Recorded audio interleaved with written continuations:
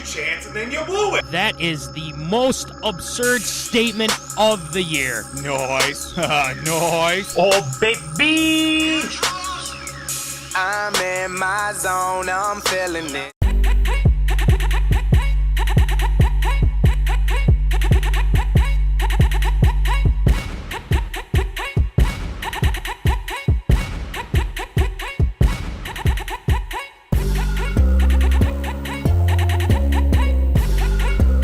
Live from West St. Paul Studios, it's time for MinneZona Sports Live with DJ Matty C and Paul the Shield Vold.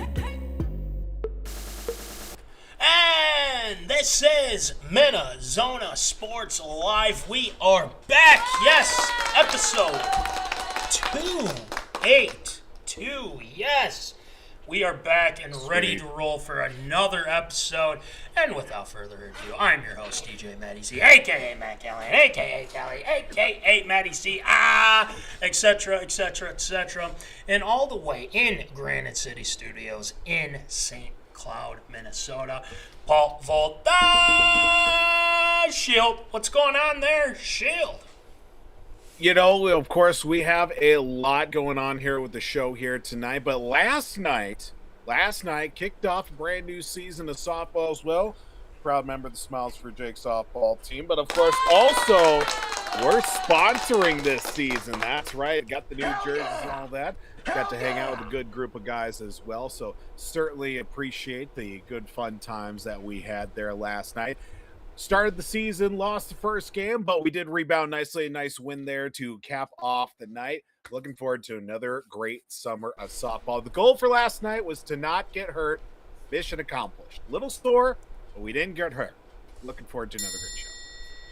Hey, you know, we'll take whatever we can get in that aspect for sure. So, glad we are a very proud sponsor, and shouts out to your team, and we will keep in tune. We'll be getting updates. Glad you didn't get hurt. We need you for the show, especially on a jam-packed night like tonight, because it's a lot of Minnesota sports. We really haven't been saying this a lot because, to be quite frank, not a lot of Minnesota teams have overlapped in their playoff pushes. The Wild, the T-Wolves, and the NFL draft happened. We have to talk about the fallout in regards to that as well.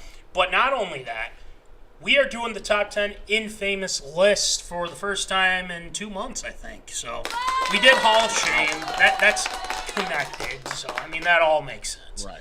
But we are ready to unveil our list for this time around. you could probably guess who's probably going to be on these lists. Let's just put it like that. So you guys can, use your imagination who that might be. But, and shouts out, before we get going here, shouts out to our guy, Mikey Ryne, for winning the draft giveaway. Mikey was the only one to pick the Vikings to be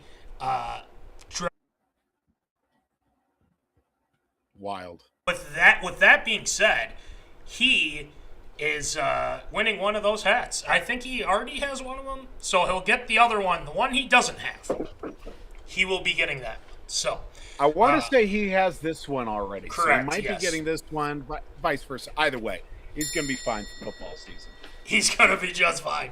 Football season, golf season. He'll be fine. Yeah, he'll have a bunch of hats. He'll enjoy it. So, anywho, so that's what we got cooking. ARA tonight, there is a lot of controversy surrounding this specifically. March Madness expanding.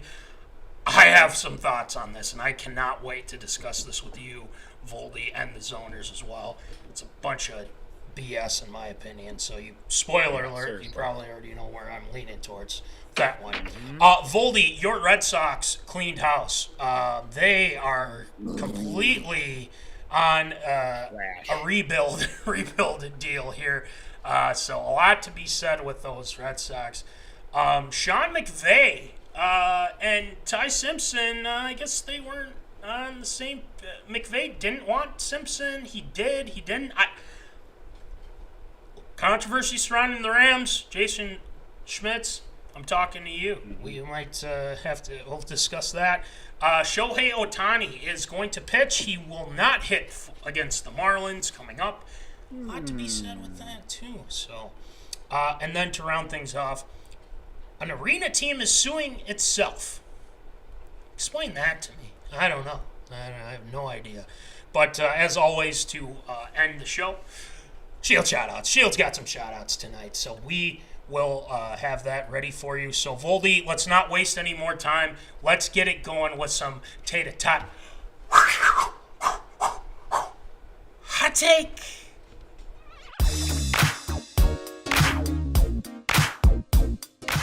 Fresh out of the oven, it's Tater Tot Hot Take.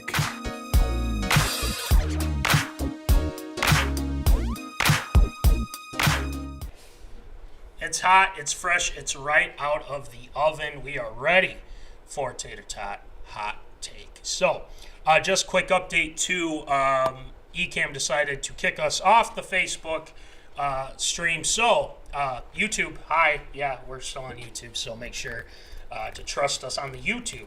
Facebook. Hello. Facebook is here we are. Due diligence. So, just FYI on that. Yeah, thanks, Zuckerberg. Yeah, thanks, Zuckerberg. Let's give him some booze. There we go. Needed that. Had to do it. So, the Minnesota Timberwolves, Voldy, they have a 3-2 lead over those Denver Nuggets. And let's just say it's been an eventful series, to say the least. Some good, some bad, and some injuries, to say the least. So, the Minnesota Timberwolves unfortunately lose yesterday to the Denver Nuggets, 125-113. It wasn't a good game for the Wolves. They turned over the ball 25 times, which won't win you many games. And a lot of those turnovers came in the first quarter, or actually just mostly the first half. Let's just put it like that. They looked out of sorts. Guys are kind of dealing with maybe some nagging injuries, so maybe that's a factor into this as well, which isn't good news. But they still hold that 3-2 lead. They do play the Denver Nuggets tomorrow at home at Target Center, so that is something where the Wolves, this is an absolute must win for sure. I won't like if they lose this game and have to go play in Denver again, and all of a sudden the momentum swings back to Denver. But we'll discuss more in depth here. But it wasn't a great feeling, them losing, and again, another late night game. You know, you can't escape all these late night games. from the NBA, from the NHL. They want to favor those West Coast teams, even though Denver's technically kind of not really West Coast, but at the same time, I digress. Voldy, the T-Wolves still up 3-2, lose to Denver at Denver this past last game here. Are you concerned going into Game 6? And I ask this of the zoners and the people that are tuning in right now. Are we concerned in Game 6? Or are we still feeling confident? The Wolves do not have Dante DiVincenzo. He is done for the rest of the playoffs. Tore his Achilles. Done. Really sucks for him. Prayers out to him and a speedy recovery. Very similar to what happened to Jason Tatum, I think, last year. And we wish him nothing but the best and a healthy recovery. And Anthony Edwards going to be out for a couple weeks, it sounds like. So, Voldy, are we confident in the Wolves still with Ant being out, with DiVincenzo being out, and obviously with this loss last night? What are we thinking? What do you got?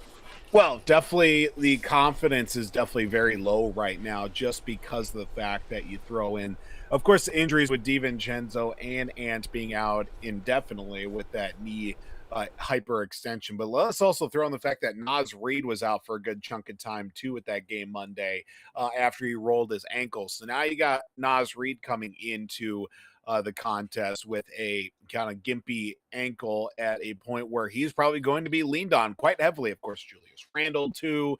Then you throw in obviously Gobert, and of course the acquisition of from Game 4 into Game 5 with Ao. I believe that's how do you pronounce the guy's name? Is it Ao Desunmu? I don't know.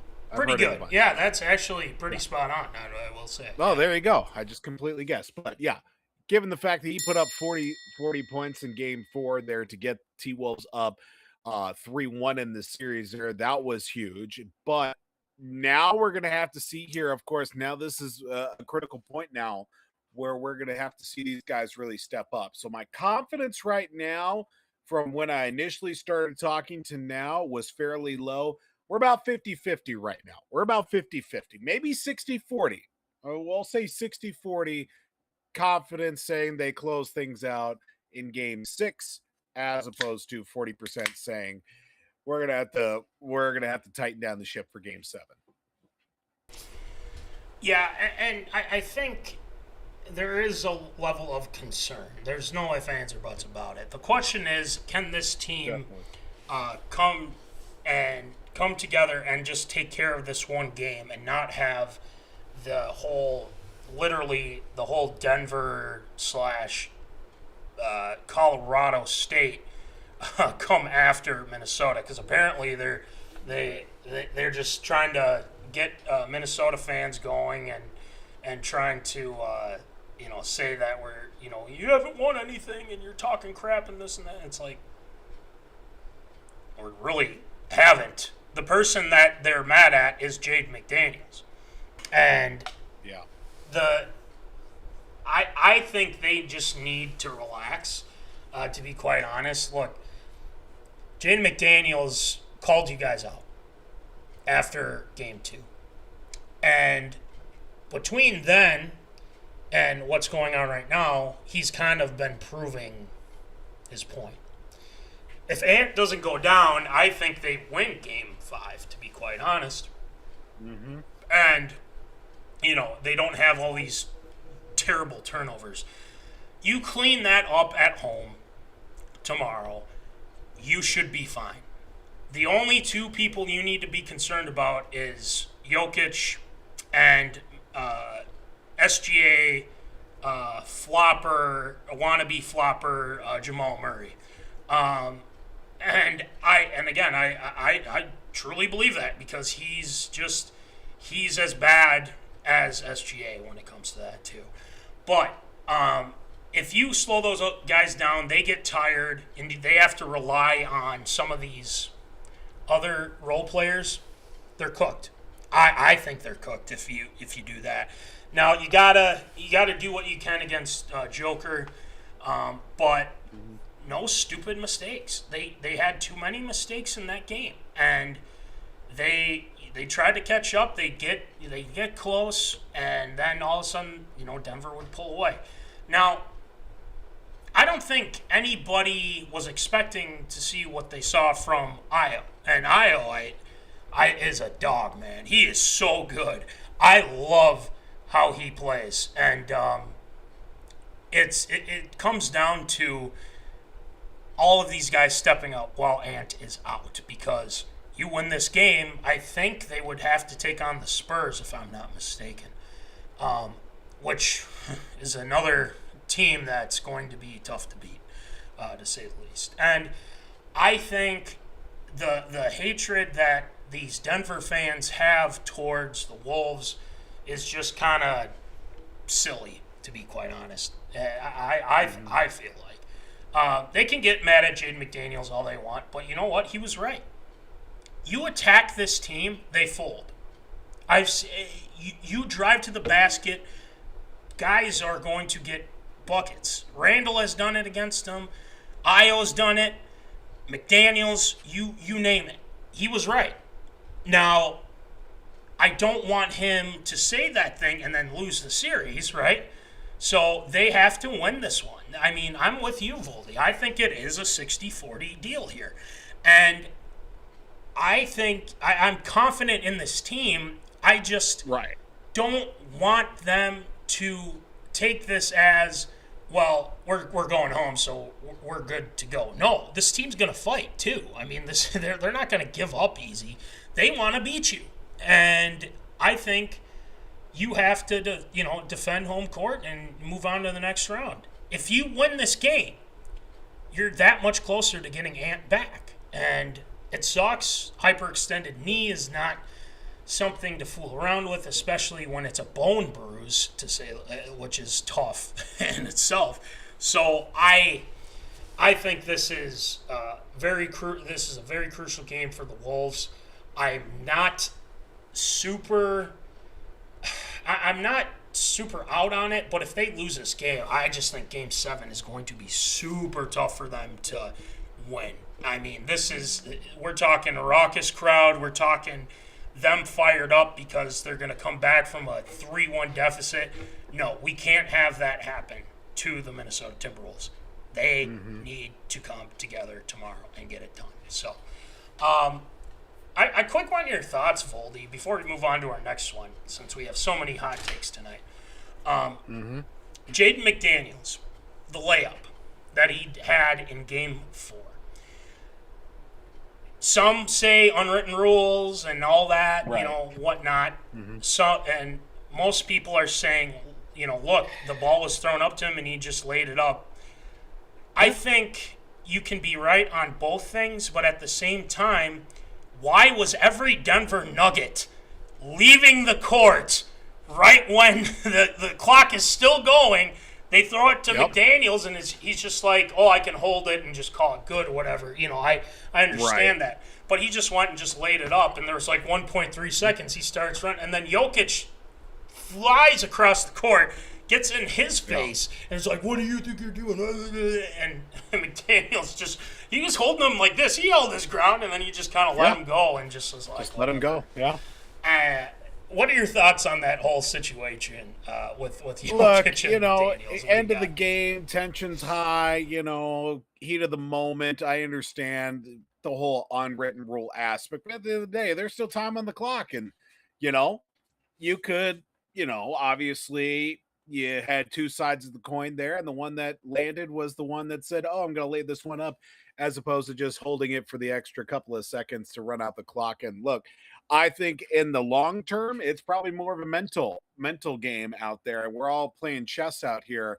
And, Jokic is trying to play checkers. So right now, Timberwolves are already leading in that category for that regard, trying to play mental games with that. So I have no problem with it. Of course, if it was literally as the timer went off and then he laid it up, then I would have a little bit more concern about it. But if there's still time out there, I would say, you know what, it ain't over until it hits 000.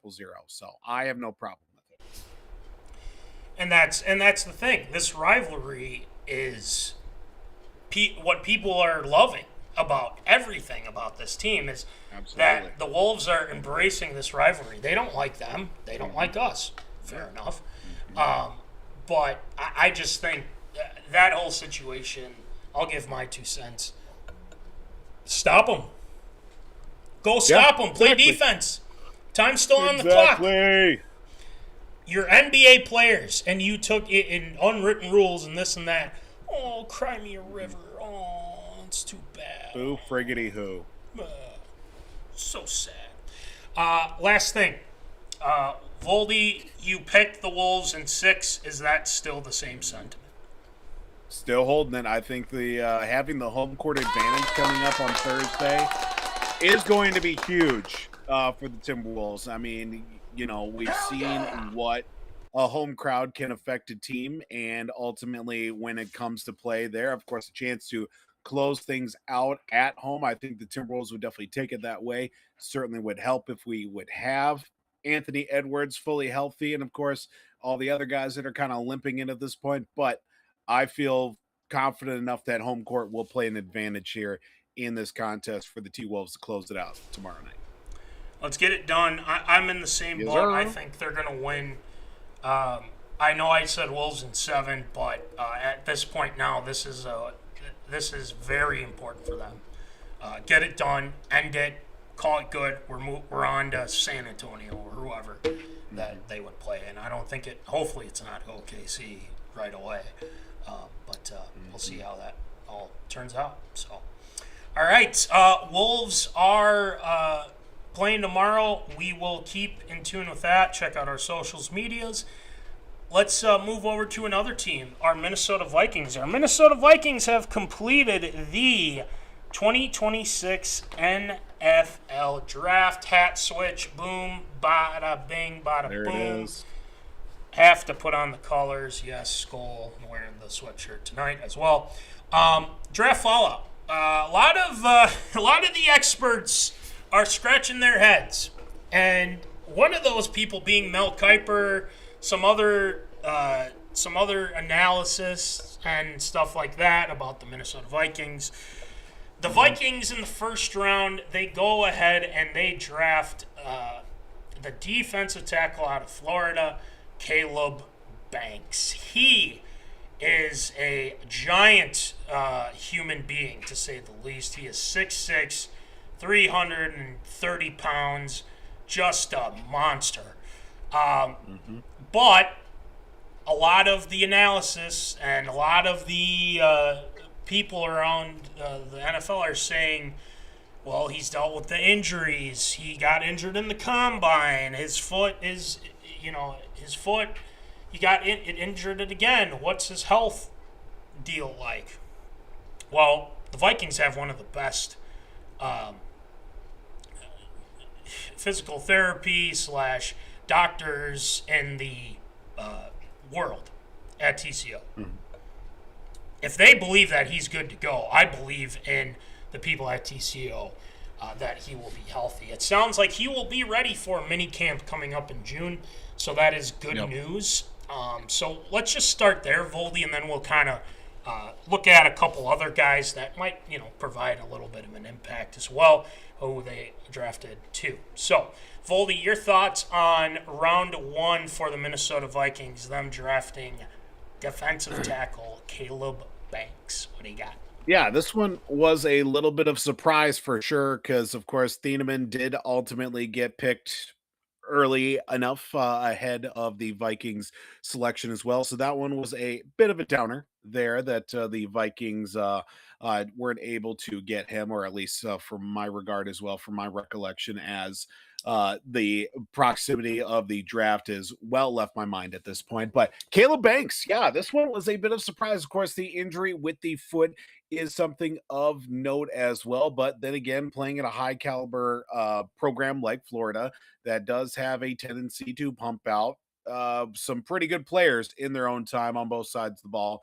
Definitely something that I am not overly concerned about. I think it's a good enough choice because, yeah, with the absence of depth at the tackle position there on the defensive line, this is a good enough pick. You go out and get a guy like Caleb Banks. You get that foot good and healthy enough. I will certainly be happy with that selection too. But another thing, let's talk about this, Matt.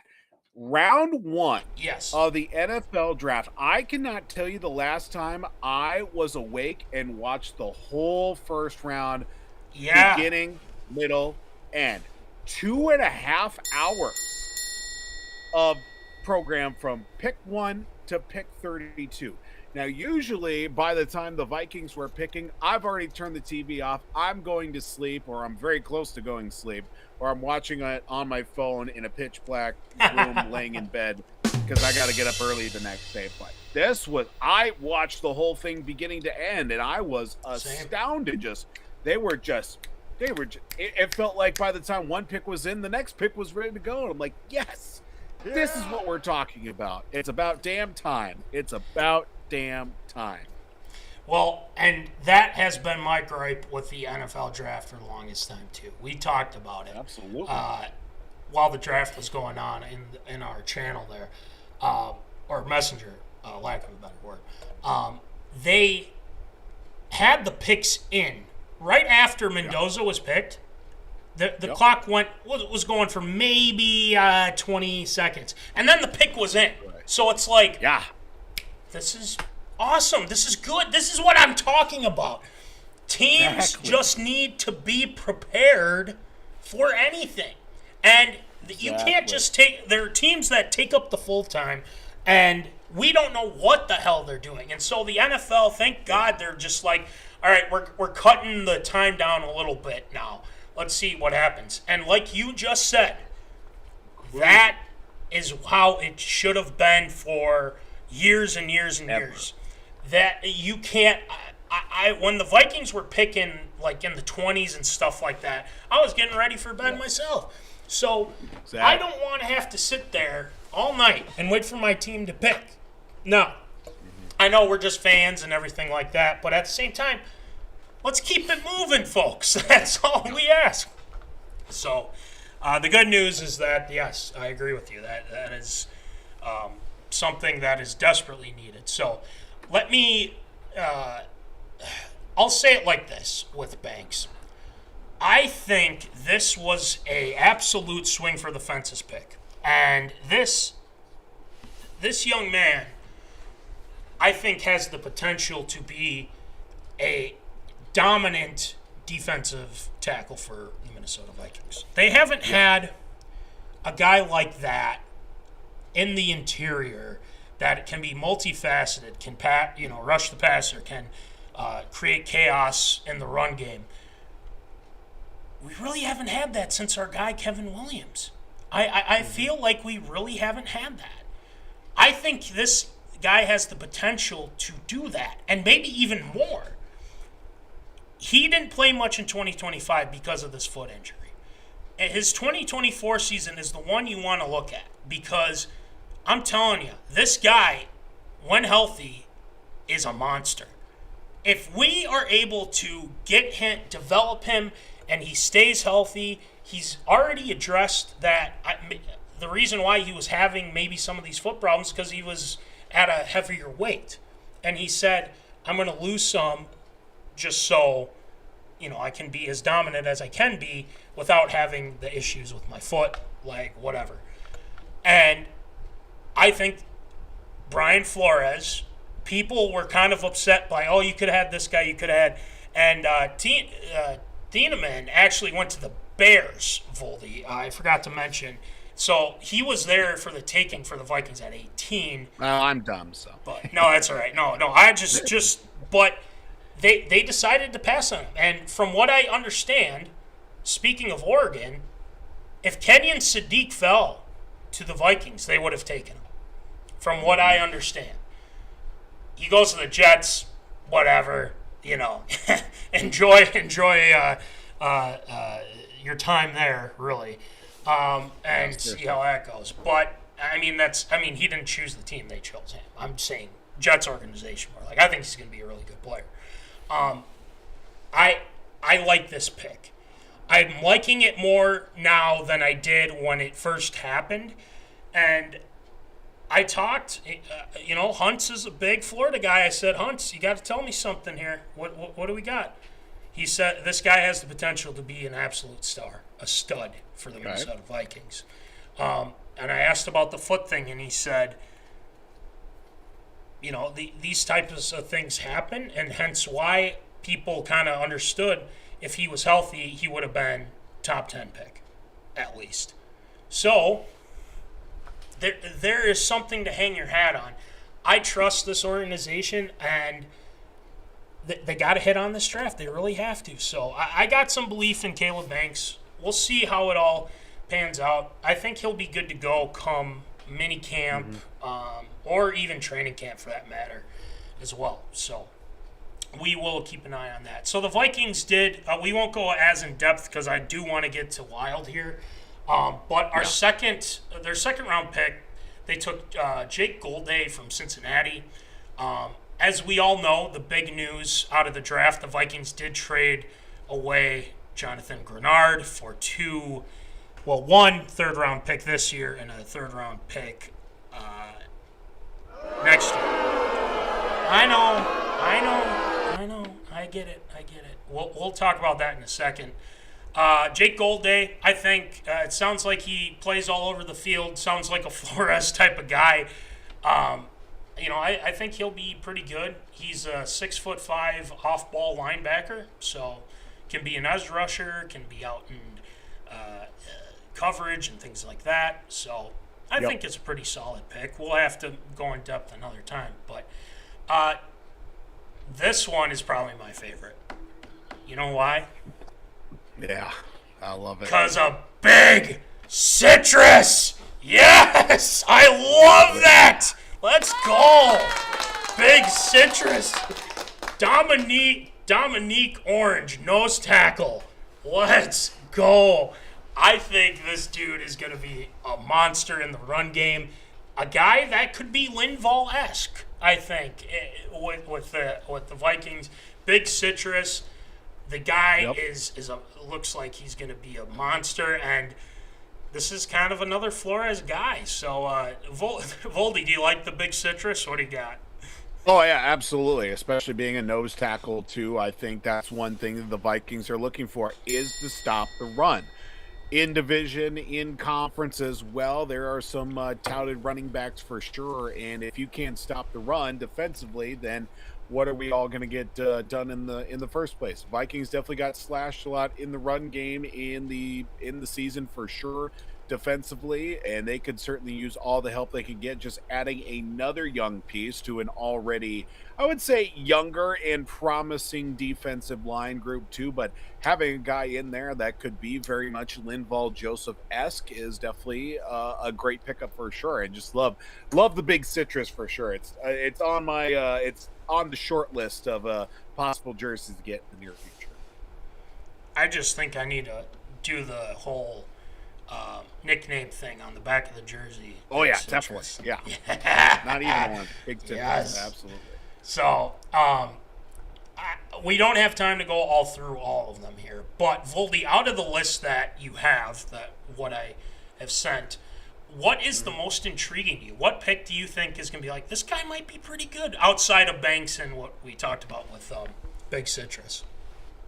Well, one thing that definitely caught my eye for sure is a fifth-round selection, number 159, Max Bredson, the tight end fullback out of Michigan, former teammate and now reunited teammate with J.J. McCarthy there for the, when they are in Michigan too. Of course, with the retirement of C.J. Ham, that does bring up an opportunity for a possible addition at the fullback spot. But if you get a guy that is versatile in the tight end of fullback situation too, and that will be great to have because the offense that the Vikings do have does call for a fullback at times. And of course, we have seen how that can lead to success, whether setting the edge or opening up a hole, or maybe even get a couple touches down at the goal line for sure. And Bredson will definitely have to earn his stripes for sure. but having that, having that pedigree of being J.J. McCarthy's teammate in college, and also being a versatile enough guy that can play, of course, off the tight end and, of course, out of the backfield as well, will definitely bode well for Bredson in the early goings of his career. Yeah, I like this pick a lot, actually, and especially with the familiarity with J.J. McCarthy, but also, with, Kyler as well. The protection is going to be key here. The Vikings did add an offensive tackle from Northwestern who I've been looking at, 6'8", 323 pounds. You want to add some depth because the Vikings didn't really have that last year with Caleb Tiernan coming in. But the one that stood out to me, this guy, I keep looking at this name and I keep seeing some highlights of this guy. Jacoby Thomas, the safety from Miami. That guy has got some attitude, and he is very, when it comes to blitzing and everything along those lines, this guy reminds me of Harry. And I think there was a reason why that they were kind of eyeing this guy here in day 2. I think this might be a very good pick. If Harrison decides to come back, that's great, because then he can help Jacoby become a very good safety. I like this pick a lot, and I think this is a guy that has high football IQ. He's had a good number of interceptions last year. He only allowed 1 touchdown in coverage last season at Miami, and that is what you want to see from a safety. This isn't like the whole Lewis Cine thing. I think this kid's going to be a good player as well. So I think that's probably my top one out of it. A close second, Dedmon Claiborne. This dude is quick. He ran a 4.3 in the 40-yard dash. That's what you want to see. Wow. We need that speed. No disrespect to Aaron Jones or Jordan Mason, but this kid can be very good as well. So I think Claiborne could be a very good back for the Vikings. So I don't want to get too far into it, but round 7 they got Gavin Gerhardt from center from Cincinnati. We've seen some late round guys come up and be a starter, so just keep an eye on that name too. All right, we'll see what happens as we go on. There was news that the Vikings, or maybe they're even doing it right now, are hosting former 49ers wide receiver Jawan Jennings. He is here in Minnesota right now. Voldy, do you like that for wide receiver 3? What do you think? I mean, it wouldn't be a bad situation at wide receiver number 3 for sure. Definitely a guy that can certainly be number 2, and it's really hard pressed to number 1 in situations, because that's what he ended up having to be in San Francisco the last couple of seasons, of course, behind guys like George Kittle for sure, and of course previously with the likes of Brandon Ayuk when he wanted to play and was healthy, and of course Deebo Samuel. But Jennings has found his way to stay quite productive in his time with San Francisco, and now he's just looking for another opportunity. And I think coming to a place like Minnesota, where they definitely rely on their receivers, whether it be, of course, in the passing game or even in the blocking game as well, would certainly be beneficial for him given his traits. And I think getting a nice, handy receiver at number 3, especially with the, absence now of Jalen Naylor as he went to Vegas, I think it would be a great pickup. Honestly, I'm all for it. I am as well. I know some people were kind of talking about, it's going to cost a lot of money. Well, you just traded Jonathan Grenard for some third-round picks and saved some cap space. That's a whole. Say $34 million in cap space. So it made me feel a little bit better about the trade. Yeah. Worst part of that whole trade, Philly. Yeah. Damn you, Philly. I know. Damn you all to hell. I am under the impression as well that they could have gotten more out of this, because look, Grenard gets to the quarterback, but the issue that was last year, he could never finish. That was the problem, and he needs to do that. I love Jonathan Grenard. I wish him nothing but the best. I just wish the Vikings would have gotten a little bit more value. I know it, and it is to Philly. I know. Sucks, but at the same time, free up some cap space. We add some guys. Let's just let it play out, right? We got to let it play out.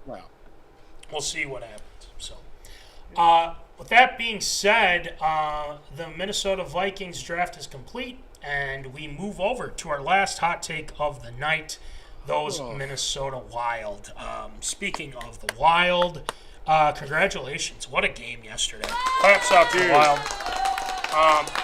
I feel like every time I've worn this hat, Voldy, it's been good luck. They've won.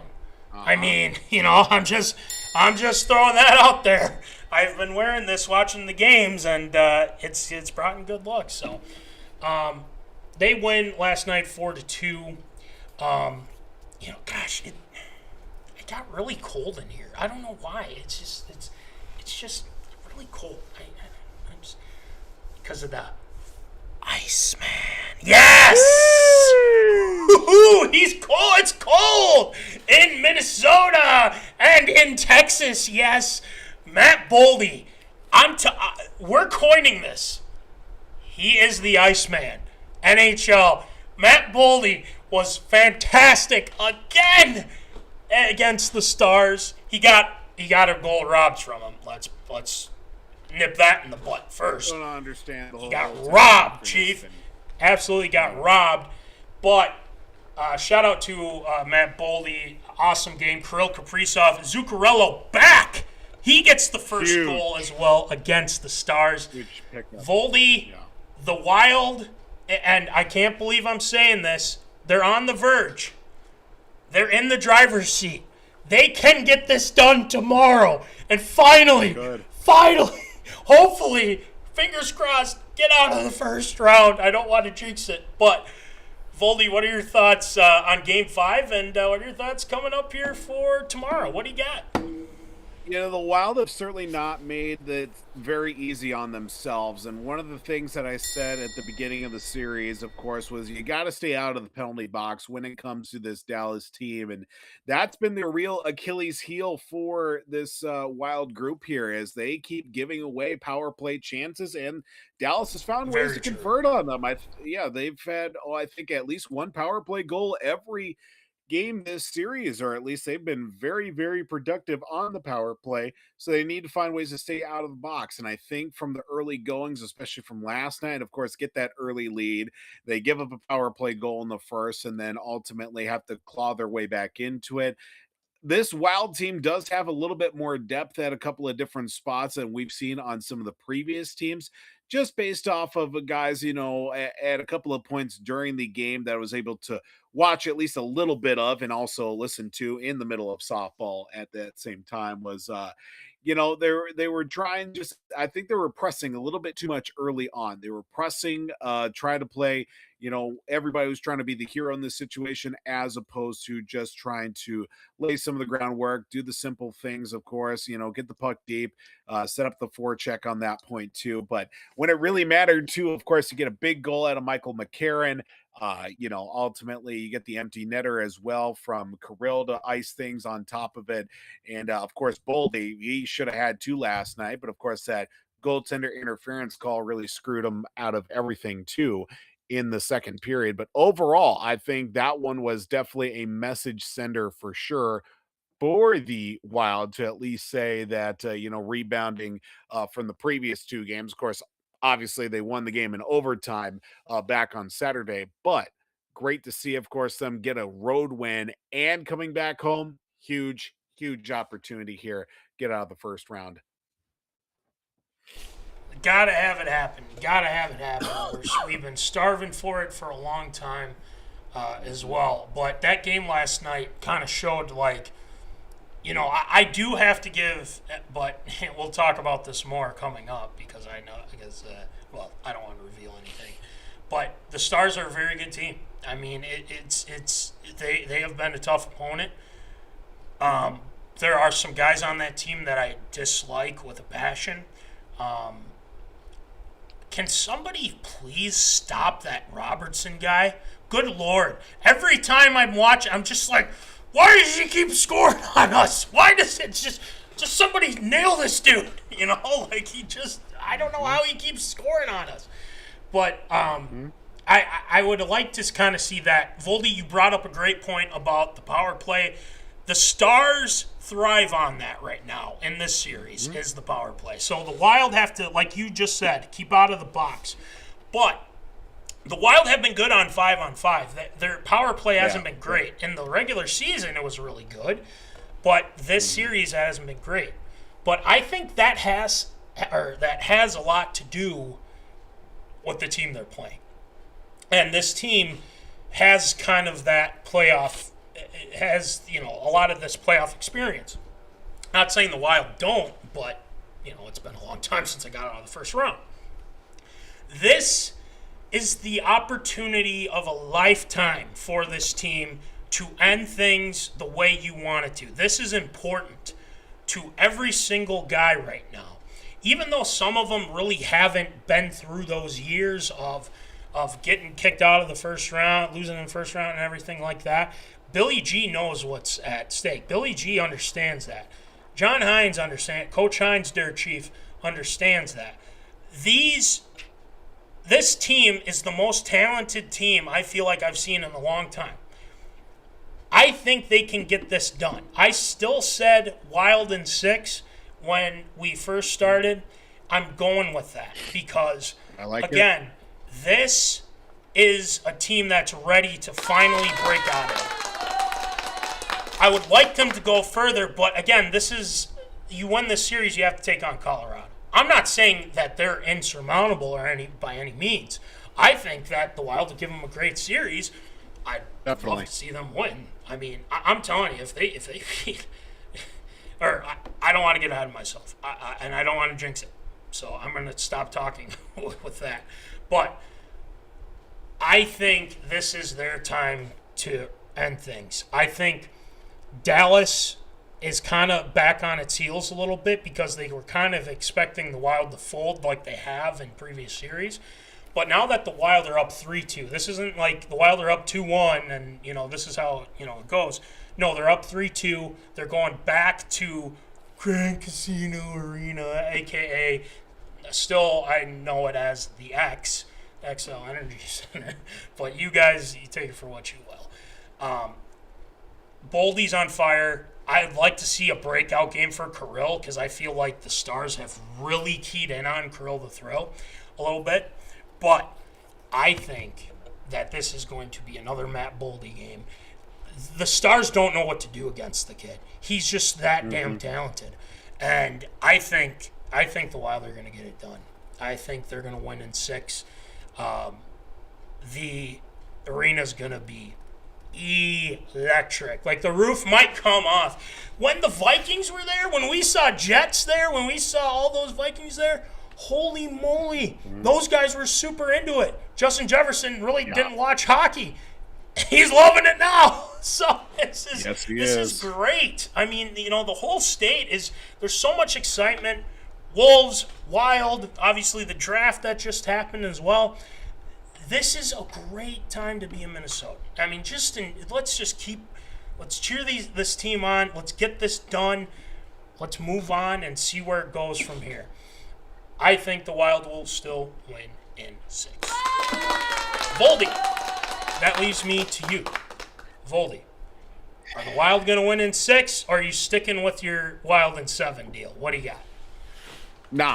I'm gonna go Wild in 6 as well. Yes. I think just building the momentum that they had from Saturday's game, then last night, I think they carry that over of coming back home as well. Yeah, I say they get it done in 6. Hell yeah! That's what we want to hear. Yes, absolutely. It's going to be a fun doubleheader tomorrow, Voldy. I cannot wait to sit down, watch both of these games, and we'll go from there. Well, we have somebody who just chimed in. Shout out to Chad Myers. He says, I am ready to get hurt again. Don't say that. Don't say that, Chad. Don't say that. We're trying to stay positive here. All right? It's hard to get hurt again when you feel nothing. I know. I've experienced, trust me, we've experienced heartbreak at worst times. I'm telling you, we really have, to be honest, Minnesota sports fans. But I'm glad that you're prepared in case that were the scenario. Thank you, Chad. So, shout out to Chad. All right, that's going to do it for Hot Take. I know a lot of hot takes to get through tonight, but we appreciate you guys sticking with us with it because it's Minnesota sports. It's a Minnesota sports show. We got to talk about it. So, Do it. yeah. But tonight, top 10 infamous list.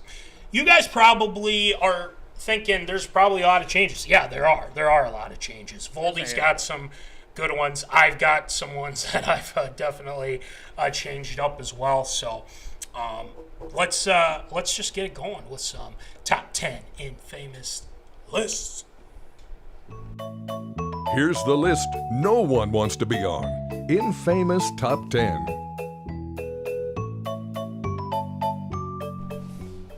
I still love that the whole oh gosh, the wheel thing. I mean, it just brings a smile to my face.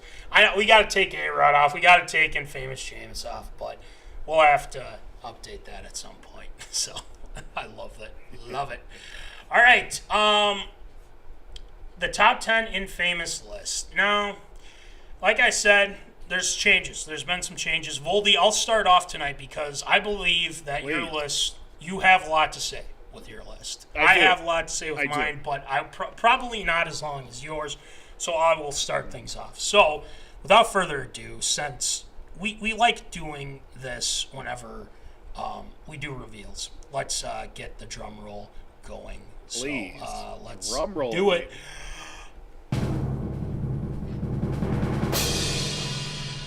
Boom! There is your top 10 infamous list. I will say, I forgot to mention too, the zoners that are watching on the reels and stuff like that, you're probably not seeing it right now. I do apologize. Yep. Actually, I'll give it I'll hold the phone here. Intermission music real quick.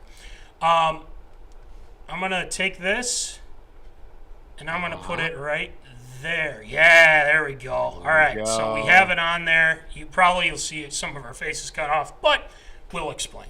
All right, starting off with my list.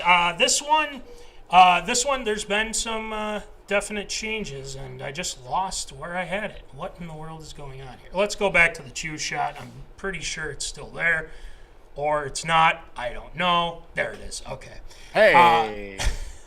Number 10, I have Jerry Jones. Now, Jerry Jones really hasn't done anything as of late. I really don't have anything new to add with Jerry Jones. But, again, it's a situation to where, he is, who he is. Yes, there we go, Voldy. We're just making sure that we get this the right deal here. So there really hasn't been much of Jerry Jones. But, he's still doing Jerry Jones type of things.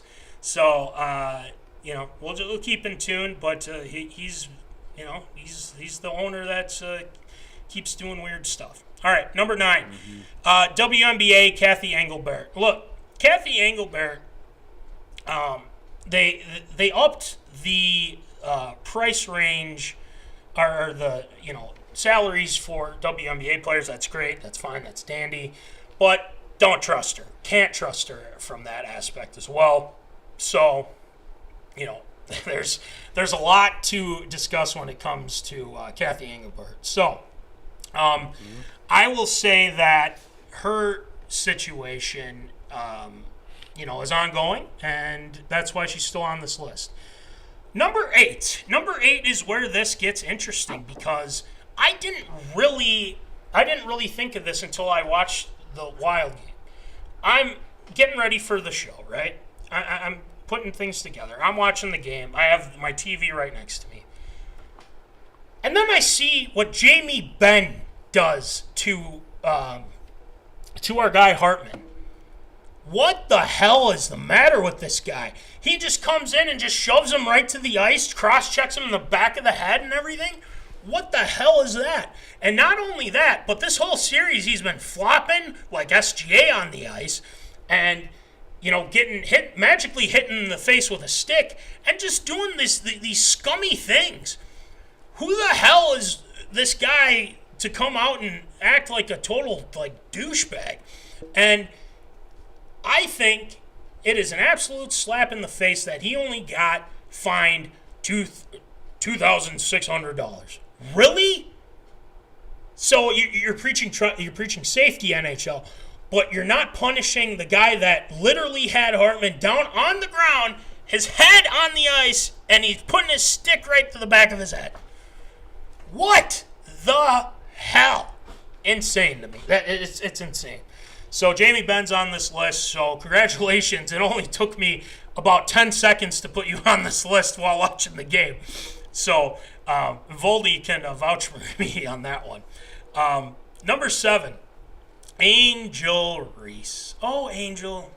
There's been some things here and there. I feel like the most recent one is she posted a reel of her ex-boyfriend getting dunked on or something like that. That's just level of petty and whatnot, and just relationship stuff. I mean, everything seems to be about relationship stuff lately in the sports world. So more on that in a second. But Angel Reese, you just can't trust that woman. So number 6, Sean Payton. Look, he's an asshole. You know the deal when it comes to Mr. Payton. I can't stand the guy. I think he is an absolute thorn in my side, but Minnesota Vikings fan sides and a lot of other teams as well. There really hasn't been anything new with him, so don't really have anything new to add. Number 5, Jordonhudson. I just recently saw that she put in her 2 cents about the Vrabel diannarussini thing.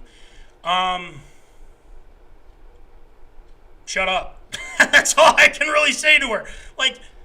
This doesn't consider. No one cares what you have to think. You're the one that's with Belichick and has completely brainwashed him into your web of lies and stuff like that. What do you who do you think you are? So it's crazy to me. But I got Jordonhudson at 5 still. Number 4, Clowntonio Brown. Really haven't heard much since that whole arrest thing. I think he was let go or he was found not guilty or whatever, but still, it's Clowntonio. You can never trust anything that guy says. So we'll go from there. But I forgot to take him off the list. Number 3, Draymond Green. Since we did induct him to the Hall of Shame, I just realized that as I was looking up here. And still Draymond Green. So this will probably be the last time I have him on this list. But you know the deal with him. All right, number 2. Voldy, I hate to do this, but I have to at this point. And quite honestly, I think the 2 on top of my list should be equally, together with this list. How ironic is that? But let's start with Mike Vrabel. I know I'm not going to get fully into this, but I'm still pretty pissed that Mike Vrabel hasn't openly admitted this whole thing and has completely trying to push this thing away when it's still there, because now you have photos from 6 years ago, and now all of a sudden this thing's been going on for 6 years. So he's at an airport, he's buying a I'm sorry gift for his wife or something at an airport, and paparazzi's trailing him and everything. Do you think you should be a little bit more discreet? Just an idea. Maybe a little bit more discreet, avoid people. But I look at that situation and I'm kind of over it now, but at the same time, Mike, all you got to do is say, look, I screwed up. This is on me. I don't want this to, hurt any of us. But he won't do it. He won't admit it. And you know what? If that's the way you want to handle it, you're never getting this off your resume. I'm just saying. So he's got to take some ownership here and just come out and say it. Number 1, diannarussini. And Voldy, I'll let you take the brunt or the whole deal with that. But I'm going to reiterate again. After this whole thing and, the photos come out and whatnot, there was a report that she helped an old man out of a car tipped over in New Jersey or whatever. Okay. Planted. Yeah, that's the setup. Very possible. From very that convenient. Aspect. Very convenient, which I will say. But convenient. Anybody would do that. Any right-minded or any person that is in their sane right mind and all over their brain, smart people would have done the same thing, right? We're good human beings. You want to help who's ever in there, but it could be a PR stunt too. But that doesn't exonerate you from the situation, because you are at fault here too. You have denied. You need to come out, diannarussini, and take some ownership here, because right now people are all against you. I think right now, and some people have said this, they think her career is done. Absolutely done. Cooked. Adios. I know I said there might be, do some accurate reporting, this and that. I don't know if that's going to be the case, because who can trust her? Nobody. Who can trust Vrabel? Besides the Patriots, I guess. But diannarussini has said nothing but lies with this whole thing. It's time to tell the truth. So that's my list. Let us know what you think of my list, or Voldy, what you think of my list as well. But with that being said, Voldy, I send it over to you. Well, with my list here, I did a lot of thinking, and I did a fair amount of assessing things that go well beyond the realm of sports in itself. And of course, we start at number 10 here, and just I had to go outside the board here for the number 10 spot. And it's something that's bothered me for the longest time, and I don't understand why this keeps happening to me. It is snacks that I love that no longer exist. And I will throw out, case in point, a few items as well. Buffalo flavored wheat thins. They were the most delicious thing I ever had. You mix it also, you use it as a scoop for spinach artichoke dip as well. Greatest combination of all time. No longer exists. Long time ago, there was a thing called Johnny Appleseed Hard Cider. It was delicious. No longer exists. Red's Green Apple Ale, another great drink as well. No longer exists. The list continues to grow of why these snacks keep disappearing that I love. Why does everything good have to keep leaving me? That's why it's at the number 10 spot. Up to number 9, we do have the sports streaming services. Pretty self-explanatory. The fact that I have to continue to find ways just to be able to watch the Twins, the Wild. Vikings are always going to be on TV as well. The Timberwolves, if I want to watch them, if they're not a nationally syndicated broadcast, that game as well. And just having to sign up for these trials. Backdoor alley my way into things here. Find a willing participant to give me their password to log in as well for the 97,000 different streaming services there are. And apparently now I'm seeing that the CW Sports as well is being taken over by ESPN now for the upcoming college football season and other sports as well. So annoying, and it will never probably leave the list to the point where everything is probably just going to be under the ESPN umbrella, to the point where it's just all one big happy family in that area. Number 8, the transfer portal. Now they're starting to crack down a little bit more on some of these things, but just the fact that we could get some of these college athletes transferring school after school, 1 year after the next, to a different program, maybe even different sports too, and just continues to be more and more of the Wild West. But they are cracking down on that a little bit more. So that's why they kind of moved up but moved down at the same time. At number 7, the Dallas Stars. You sit on a throne of lies that was constructed by Norm Green.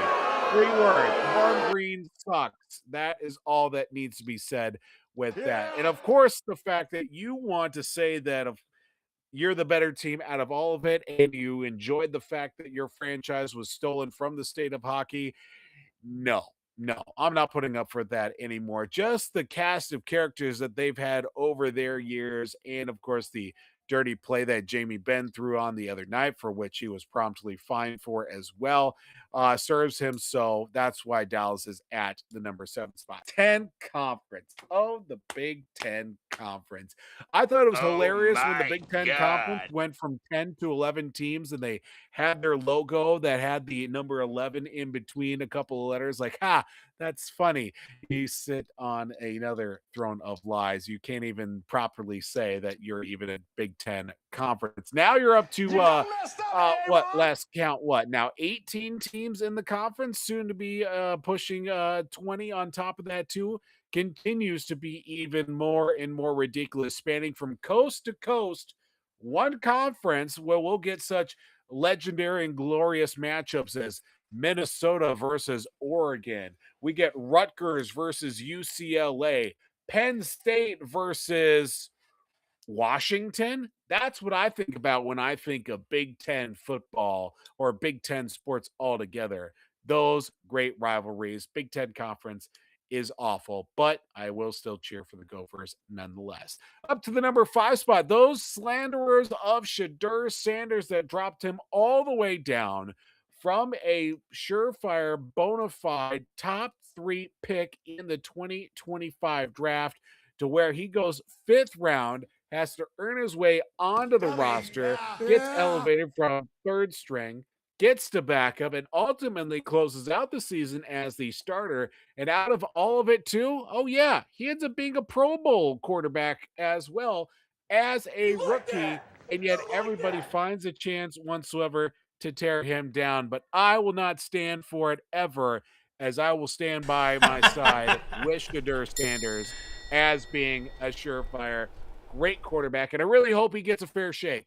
I really hope he gets a fair shake this season with everything that they've got coming in. Deshaun Watson apparently is back in the mix there with the quarterback. Of course, Dylan Gabriel. And of course, they drafted a guy as well for Todd Monken's team too. So it'll be very interesting. But all those the Shedeur Sanders slanderers are awful people nonetheless. Then we go up to the number 4 spot, the national sports media, continuing to push aside how great that Minnesota pro sports is and just finding ways to get more and more creative of how awful everyone else is, not giving Minnesota any credit. Sure, do we have some bad moments and some bad times? Yes. But give Minnesota its credit when it is doing its darndest to at least create something, which actually coincides with the number 3, the anti-Vikings agenda pushers. The amount of coverage and talk that we had from the end of 2024 with, of course, the contract situation with Sam Darnold, JJ McCarthy, all through the 2025 season of basically talking about what is Minnesota doing? They gave up on Sam Darnold. Why are they playing JJ McCarthy? This is awful. What is happening? Why are they so bad? And then the ultimate cherry on top is, of course, Sam Darnold wins a Super Bowl with Seattle. Congratulations to him yet again. And just continuing to find more and more ways to kick Minnesota when it's down and just throwing them completely under the bus. Like, where was all this coverage and turmoil when the struggling was happening for, I don't know, Caleb Williams 2 seasons ago, or any other rookie quarterback saying they need to get rid of him, they need to draft another quarterback? How come they don't have somebody else starting? It's just the fact that it's Minnesota and the media wants to find ways to just give Minnesota its comeuppance, I guess, even though we don't have anything bad to say it or do about, continues to find its way in relevancy. And I didn't think that number 2 would ever have gotten dethroned, but talk about that in a second with Jordonhudson.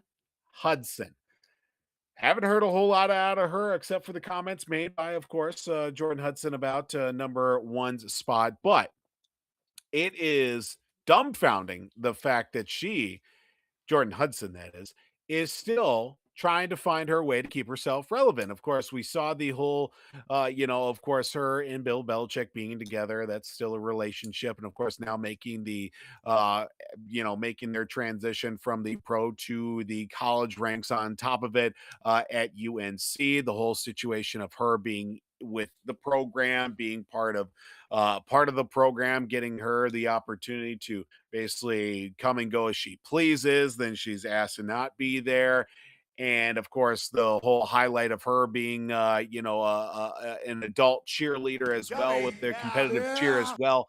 Still very respectable in that manner, but now still trying to find a way to stay relevant with talking about the comments of number one, Jordonhudson still in the top of the tier on top of it. Then we get to number one, Diannarussini and the Mike Vrabel situation. Look, I'll come out and say it. What two consenting adults can do in their own time is none of our business. But here's the issue I have. Both these two are married. Both these two have children. There are other factors involved in this situation. I feel bad for each other's spouses, for their kids as well. It's a very awkward situation to hear about. It's bad enough that said alleged activities have taken place, or at least that's what the photographs have entailed. Some conversations, maybe some back alley research and private eye work has unveiled on top of it.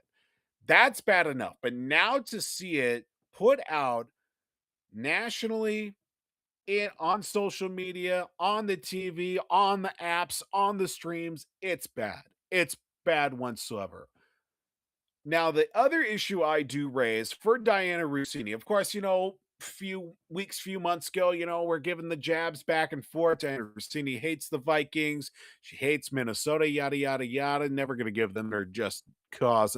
Now you throw in all of this with the initial photos coming out, subsequent photos as well, past conversations that have led up to timelines of maybe they're in the same city, same situation, alleged affair taking place too. The one thing that is really going to hurt, at least for her and for her colleagues, now I'm talking about Diannarussini's female colleagues in the sports journalism world, is that credibility that was already building up and up to a point where it was probably at its highest ever, sadly and greatly unfortunately, has already been knocked down. And if they aren't back at square one, they're at like square two or three. Just from the point that not only they've built themselves up, that being female sports journalists that have put in their time, they have done their work, they have put through all the misogyny and all the masculinity throughout the years to get to this point where they are very greatly respected in all fields. Now you get this that really knocks them all down back and hurts not only Diannarussini's credibility, which is non-existent at this point, but also hurts back to the Mina Kindses, the Courtney Cronins, the Aaron Andrews, the Carissa Thompsons of the world. Now will have to be back on the sideline. Now, I'm not talking about any one of them in the same situation that Diannarussini has put herself into, but it hurts. It hurts that we have to now can take that into consideration with Diannarussini and, of course, with Mike Vrabel, two consenting adults in a tough, sticky situation that is not good for anybody. But at least for Mike Vrabel and his situation, it would have to be more of a team issue as opposed to a NFL league issue, which they have come out and said this is going to be more of a team situation if any sort of punishment penalty would come through. But as of right now, nothing has come out of it. And hopefully things will come out better for everybody involved. And just is sad to say that Diannarussini had to go down this route. And I hope that things are cleared up or at least something is put together. But right now, nothing looks good right now. And that's what I have there for my top 10 of Zany's list. Well, and just to kind of put a bow on it, and, Mike Vrabel is not going to do this, but, maybe Diannarussini can have a little bit of pride left and maybe just come out and say, we screwed up. and I'm paying the consequences. That's what needs to happen. By them going silent, especially her right now, doesn't help their case whatsoever. They're not going to admit that they lied. They're not. But maybe you can prove us wrong and say, you know what, we did screw up, we lied, and this was the situation. That needs to be aired out. And like we just both said, Voldy, we feel bad for the families. We feel bad for the women who are worked their asses off in order to get to where they are right now. Whereas you're looking at diannarussini and you're like, really? Really? So that's just putting a bow on it. That's kind of what we have. That's our list. Let us know what you guys think. If we should change things, move some things around. I will change the Draymond thing. I completely zoned out. Get it? Zoned out. Nice. Gotta go for there. So, it's on Top 10 and Famous. We'll have it posted. You guys can check it out later on. So, Voldy, we got ARA coming up here. A lot to talk about. March Madness is expanding. A bunch of BS, if I might add. The Red Sox cleaning house. Big news. A lot of moving parts. Number 3, we got seanmcvay and the whole Tysimpson drafting Tysimpson. Doesn't seem he's a fan. And shoheiohtani to pitch, not hit against the Marlins. More on that. And an arena football team is suing itself. What is going on? I don't know. So we'll discuss that too. So looking forward to talking about that. So let's get it going. Let's approved. It's time for everyone's favorite segment, Absurd or Approved.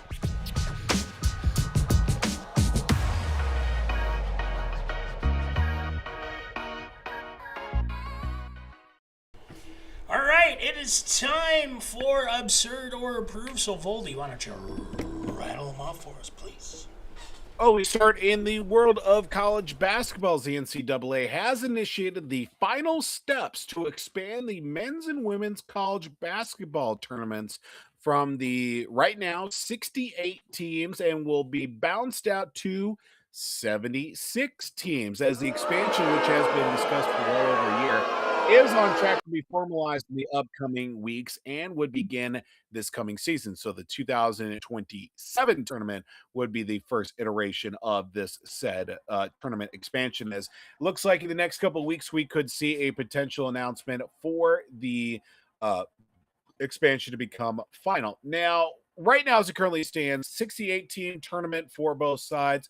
First 4 games, 2 first 4 games that take place in Dayton, Ohio. Now, the expansion would look like this. In the men's tournament would be 8 additional at-large bids, what's known as the first 4, with 8 teams playing for 4 games in Dayton, Ohio, would expand actually out now to 12 games played by 24 teams at 2 sites, with one of them still being played in Dayton. Apparently that's worked out very well. The location of the new site is yet to be determined, but was to be expected to be west of the Eastern time zone to help out with logistics. Now, adding on top of that, they're still looking at, of course, with the first 4 games, it's still set to be played at, looks like, still to be played like that Tuesday, Wednesday, with the actual tournament set to be played that Thursday to continue on with the 64 tournament, the round of 64, so on and so forth. But with now expanding out the NCAA brackets for men's and women's basketball, is it absurd or approved with the expansion? Is this good or bad for the college basketball tournaments? Well, I think you know my answer with this. Absurd. I've been booing this. Look, this is another reason why nobody likes and or trusts the NCAA. This has gone on with football. This has gone on with baseball, every sport. They want to try and maximize their pocketbooks, their money. They want money. This is all about money. They want more teams, and they want people to, give all the money they can and place their bets and this and that. This situation, the more you keep changing things, the more it's going to get more and more ridiculous. By the time we reach 2035, 38, or whatever, there's probably going to be like 48 teams or maybe even 60 teams going for the college football playoff or something. Or they expand it to every single basketball team by far. It's a joke, honestly. It's an absolute joke. A famous man once said, and Voldy, you know this man very well. We both know this guy very well. He was a former Minnesota Viking, and he said something after a press conference that has stuck with us for a long time. And he said, if it ain't broke, don't fix it. If it ain't broke, don't fix it. Shout out to our guy, Case Keenum. That is the situation here. We had to throw that to our guy, Case. If it ain't broke, don't fix it. The NCAA said, well, it ain't broke, but we're going to fix it and make it even better. We're going to add more teams. This is going to be fun. It's dumb. It's stupid. It's one of those things where they only care about filling more and more money for them. And that is the sad truth to this whole situation. And I'm sick and tired of it. The NCAA is ruining what things were good back in the day. Not saying the college football playoff is terrible, but there's other ways to go about it. But this for March Madness, why do you got to ruin a good thing? Honestly, why do you have to ruin a good thing? Oh, let's add some more teams. So more teams can get in there and get their asses kicked? Yep. That's what's going to happen. So why are you doing this? It's the dumbest thing honestly, I'm sick and tired of the NCAA just doing this type of thing because it's like, oh, it's going to generate more interest and this and that. No, it's not.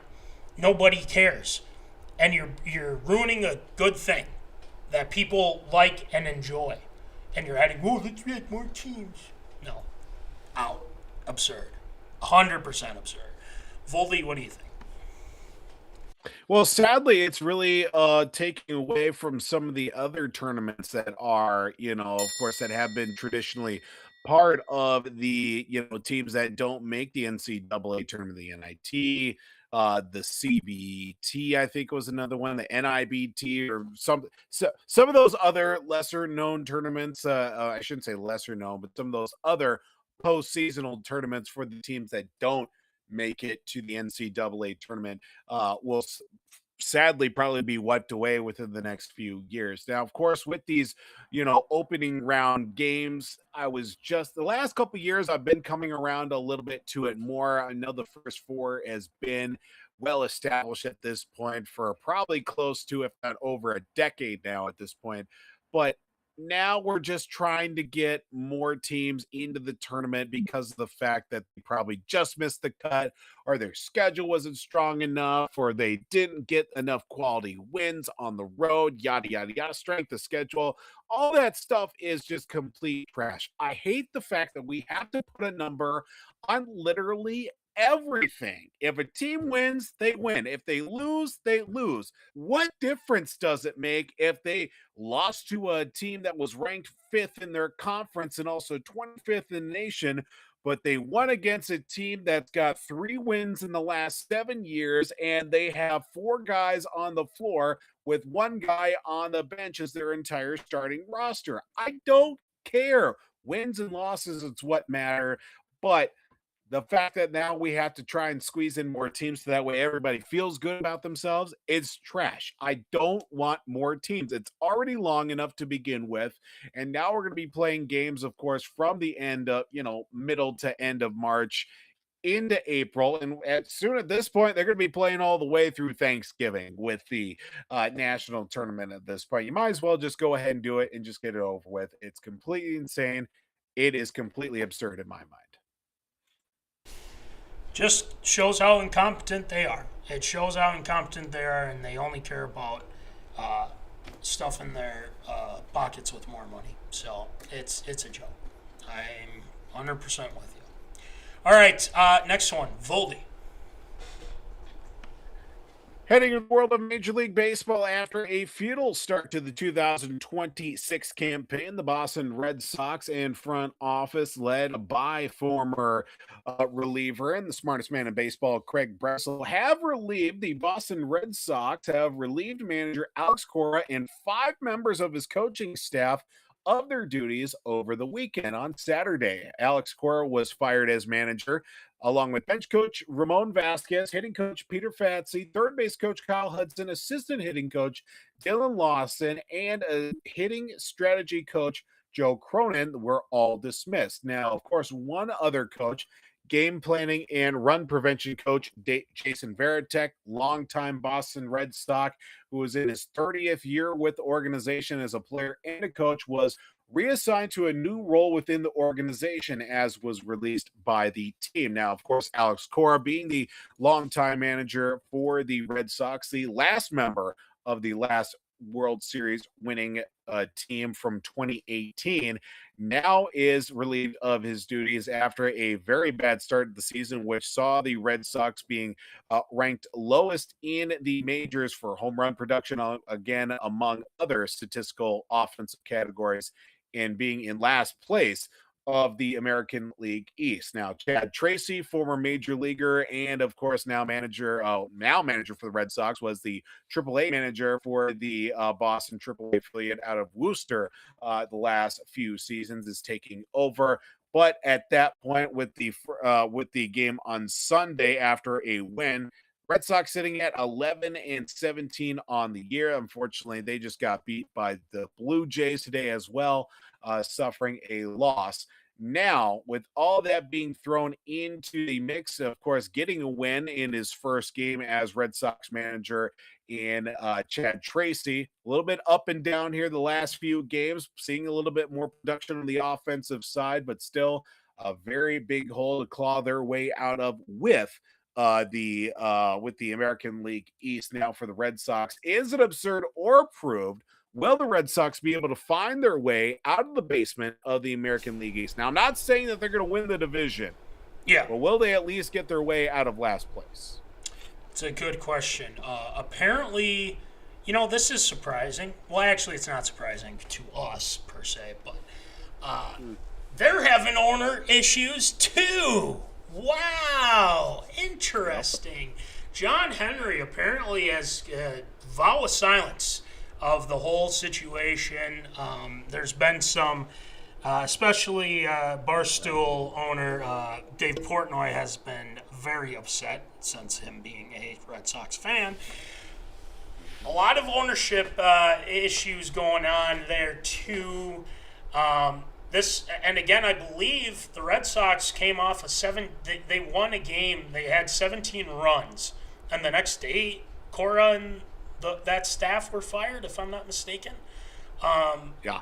That is crazy in itself, but at the same time, they weren't playing well. The Twins had success against that. That should sum it up right there. The Twins having more success than them is telling. So, again, this situation has gone from them, seeing what happens, and it's just been a disaster. This whole thing and this controversy. So for them to really bounce back with kind of getting rid of the coaching staff, they got some good players on there. It's not like they're completely inept. And I know you said, they're probably not going to win the division. It's that simple. And especially when you're making that big of a move this quickly at the beginning of the season, it's going to take some time for them to really get back to what they're, accustomed to doing, is getting to the playoffs and trying to win a World Series.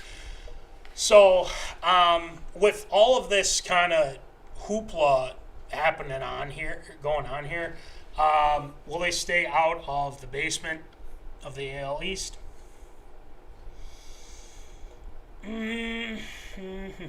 I know the Blue Jays have been starting to play well. Yankees look good, unfortunately. Um, Orioles are still kind of in that phase, but I'll give it my stamp of approval. I think they'll be a little bit better as the season goes on. I know Craig Breslow, your guy, is taking a lot of heat right now from what I've been gathering, and a lot of people are not fans of what's going on. But I'll give them the benefit of the doubt. I think they'll stay out of the basement, but they won't be they won't be completely out. They'll probably be at the bottom step. Some other team's going to be behind them, I think. So, stamp approval. Foldy, what do you got? Yeah, unfortunately, now with the Red Sox, they did lose their, stud pitcher in Garrett Crochet. He's on his way to the 15-day disabled list, unfortunately. And after he's had a bit of a rocky start to start the season, and I think really the writing is hit the wall now, of course, with the, unfortunate slow start for the Red Sox, bad start as well. All the drama that they had last season with Rafi Devers of him not being a third baseman, then getting switched over to first, that now he just get a DH, doesn't play defense anymore. Then he gets traded, and ultimately he's perfectly fine playing first base for the San Francisco Giants.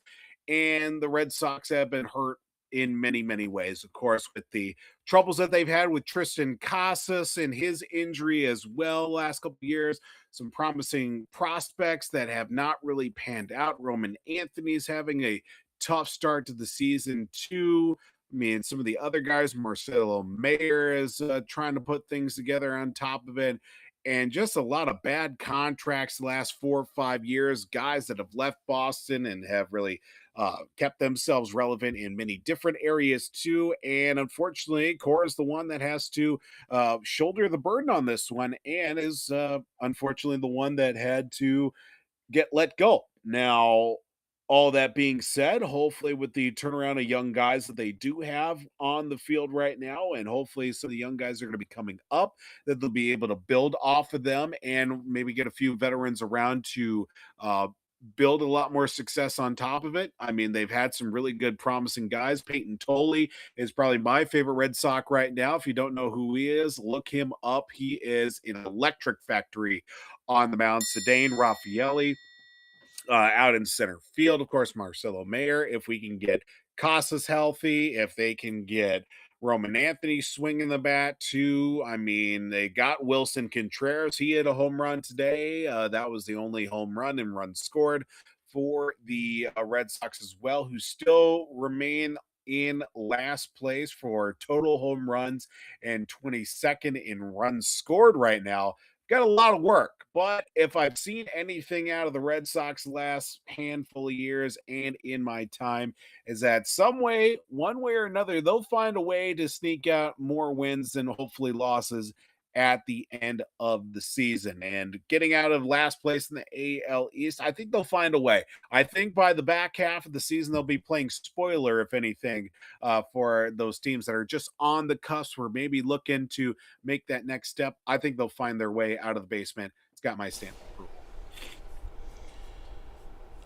Well, it can't be as bad as the Twins, right? Sorry, I had to throw that cheap shot in there. But again, I think they usually find ways to bounce back. And again, this is a situation where they just didn't have belief in any of those guys, and that's just how it is. So, more on that as the season goes on. All right, next one, Voldy. Well, heading into the NFL draft and back to the NFL, the Los Angeles Rams, of course, made the big splash out of the first round with the first round selection of Alabama quarterback Tysimpson at number 13, which was a surprise to a lot of people across the league. And of course, the Rams did draft Simpson to likely be the successor for Matthew Stafford out of the first round, but not a lot of hoopla that went behind the conversations that were broadcasted out to everybody. Of course, private conversations that had taken place with Tysimpson, of course, with SeanmcVay, and of course, GM Les Snead on top of it. But seeing, of course, some of the mannerisms and body language out of SeanmcVay didn't look very excited. The conversation that he had with Tysimpson out of the draft call as well, fairly dismissive. But of course, McVay came out and said, hey, you know, he's thinking about Matthew Stafford trying to play, trying to be devil's advocate a little bit, like, hey, Stafford's my guy. This is where we are right now. But of course, you have to be looking to the future with Tysimpson, all that on top of it, too. But looking at, of course, I know that we had conversations, we had messages as well. We talked with Jason Schmitz as well, our Rams insider for the program as well. Tysimpson felt like a little bit of a reach for the Rams, but is it absurd or approved? Will Tysimpson, whether it be next season, 2 seasons down the road, will Tysimpson be a suitable quarterback for the Rams, absurd or approved? Well, I did talk to Jason, and Jason obviously not a fan of this pick. He originally thought that this was more of a McVay pick, but from what I understand is that this was more of the GM pick, which is usually the case. Like, we all get that. The final say is the GM. But this makes it very interesting because McVay and is it Snead? Yeah, Les Snead, right? Yep. Les Snead. We're on the the post-draft press conference or whatever, round 1, I should say. They looked like they didn't want to be around each other. That is very reminiscent to a certain situation here in Minnesota that happened. That being Rick Spielman and Mike Zimmer. Now, if this situation, I'm not saying, I don't know what's happening behind the scenes, but again, I've seen this play out. If the GM and the coach aren't on the same page, someone is going to have to be forced out. I think that's what's kind of going on here. And like you said, the less enthused and, backing his guy Stafford, like, okay, yeah, you get that. The one thing that they did do is they did call Stafford and say, hey, listen, man, we're going to draft him. It's just for the future type of thing. Whereas the Falcons didn't contact Kirk O'Chains, our guy Kirk O'Chains. But with that being said, I think there is a divide there that no one's really talking about right now because it seems like both of them aren't on the same page. Does it seem like McVay wanted him? I don't know. It doesn't seem like it. But once those things start happening, especially what happened with Kwesi and the coaching staff here in Minnesota, this could be a potential, situation where the Rams start kind of falling off a little bit. Not saying that they will. I'm just speculating from this point. They've been very good these past few seasons. But for Tysimpson, for his sake, maybe it's the smokescreen saying that there isn't a divide and he'll be suitable. I'm going to say absurd from this perspective because I think that McVay wants to hold on to Stafford as time will allow. And it seems like they're working on an extension and that Stafford is his guy. And I think he might have some separation anxiety, to say the least, from Matthew Stafford. But, I don't know. Maybe there's a lot to factor in here. But I'm going to say absurd.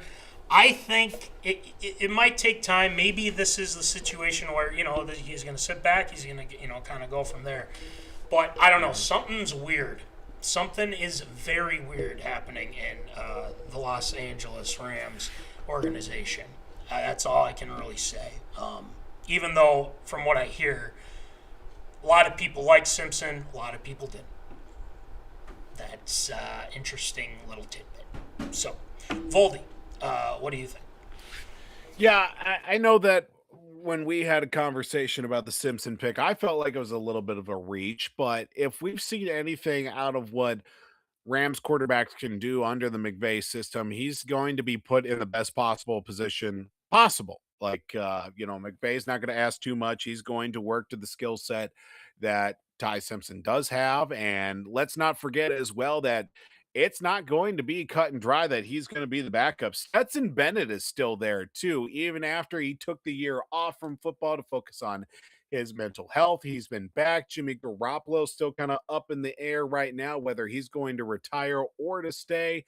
But I feel like he is going to be retiring. I feel like with Simpson being a suitable quarterback for the Rams, we don't know until we see it.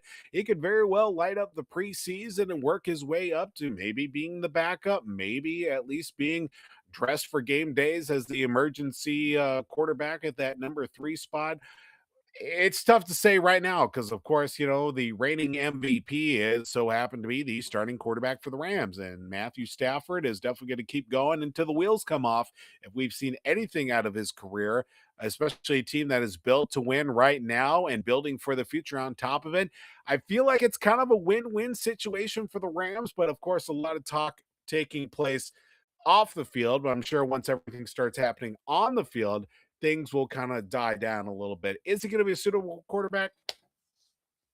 I don't know. I'm going to say absurd right now. We see these quarterbacks all the time get drafted first round, doesn't work, ends up going somewhere, has a little bit of success, bounces around a little bit, but we don't know until we see. We don't know what we're going to get out of Ty Simpson until we actually see it out on the field. And right now, we just don't know because of the fact that he probably won't be getting a lot of reps early on.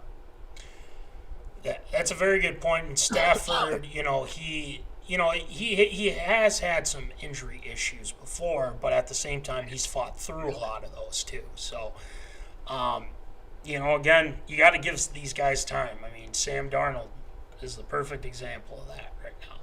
So it's one of those things where it's like, the thing that will lead to failure is if the coach and the quarterback aren't on the same page. And if they're not on the same page, sayonara. That's all I can really say. Mm-hmm. So. All right, next one, Voldy.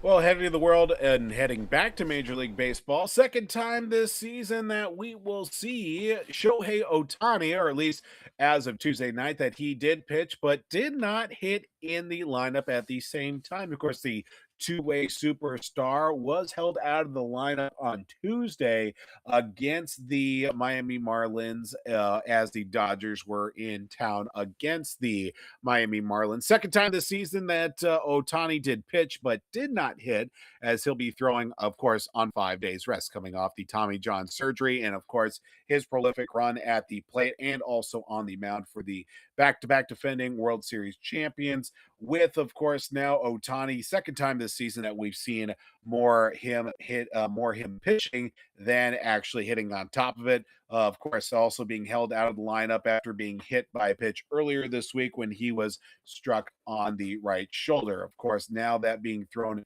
into the mix as well, of course, taking injuries in consideration, of course, all that too. Is it absurd or approved with Ohtani sticking to the mound and not hitting after last night's game? Would it be better and more beneficial for Ohtani to be pitching more over hitting, or doesn't that all matter, absurd or approved? Well, you know what you're getting with him. You're going to make those decisions based on what the current climate is with Shoheiohtani. Now, I think they're trying to preserve him for, maybe later on in the season and whatnot, just to avoid any big injuries. And it's probably one of those situations, too, where when you have a player that's doing both, and when, especially a star like him, he's he can contribute to the lineup anytime he wants. Now, the safe route is to, all right, you know what, you're just going to pitch today. Oh, okay, that's fine. I mean, the Dodgers have enough star power. And trust me, they have enough money as well, which salary cap, hopefully that whole thing gets going as well, too. But I just think it's one of those situations where it's like you want to preserve, you want to be smart about how you handle, your top star. And I think this situation for the Dodgers, I think would be more beneficial. So I would say it has my stamp of approval from that perspective. But in the case of that being, if they do it too much, is there something going on that we don't know about? Now that's the true question and all of itself. But it's got my stamp of approval. Be smart about it. The Twins would kill to have a player like that. And we'll just kind of, leave it at that. But I'd say it's got my stamp of approval. I think this situation makes sense to prevent any injury with Ohtani. So, Foley, what do you got? Yeah, I think this one is pretty cut and dry. You're gonna get him in the lineup regardless. 4 out of 5 days. Once every fifth day when it's his turn to pitch, it should be very much at a point where he should be okay to stay out of the lineup. Now, there may be further opportunities down the road where he will pitch and hit, especially once his arm is more stretched out and obviously more pitch limit. The limit is relaxed a little bit, but as the weather starts to warm up a little bit more and he's a little bit more comfortable, I feel like the pitching and the hitting will coincide. But as of right now, of course, they're probably being a little bit more cautious and just taking things into consideration based off the injury and just continuing, of course, just to play it safe for sure. But either way, you're still going to get much needed. His services are definitely qualified on both sides for sure, hitting and pitching. He's still going to hit 4 out of 5 days, and just that one day he isn't going to hit, he's going to pitch. I don't think choosing one or the either is going to be beneficial. Either way, he's going to be good. I think it's absurd. I think him going the way where he's at right now, he'll be just fine. Yeah, it's gosh. He's just so talented at both. It's very rare nowadays. So, all right, last one, Voldy. Well, an interesting story that came across my timeline and algorithm. Well, we head up north. That's right. We head to Duluth, where an Arena Football League team out of the Duluth area is actually in some legal trouble. Now, the Arena League, the former home of the Duluth Harbor Monsters Arena Football team, is suing the Minnesota Monsters and Arena One.